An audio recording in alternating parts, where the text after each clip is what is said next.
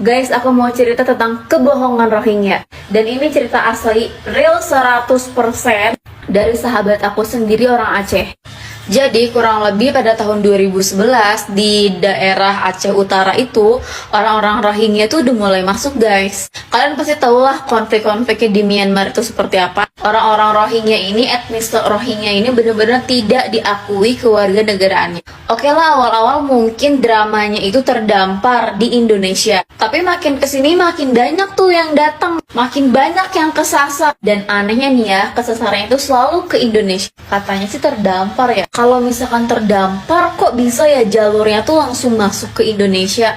Ternyata ini sepengakuan orang Rohingya-nya sendiri yang bilang ke warga Aceh kalau mereka itu bukan terdampar, tapi mereka diantar. Jadi adalah oknum-oknum yang mengantarkan para etnis Rohingya ini ke Indonesia.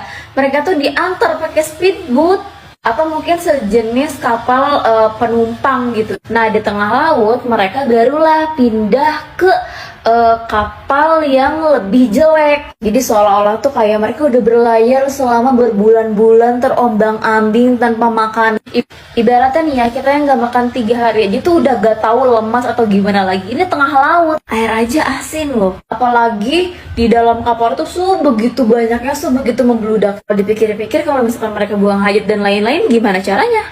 Nah, jadi tolong ya, untuk warga-warga Indonesia dan teruntuk warga Aceh tersendiri, stop untuk terima orang-orang Rohingya, karena perlakuan mereka juga nggak baik, guys. Kasar, buang-buang nasi. Jadi mereka tuh dikasih nasi tuh minta jantung gitu, dikasih nasi minta tanahnya Aceh.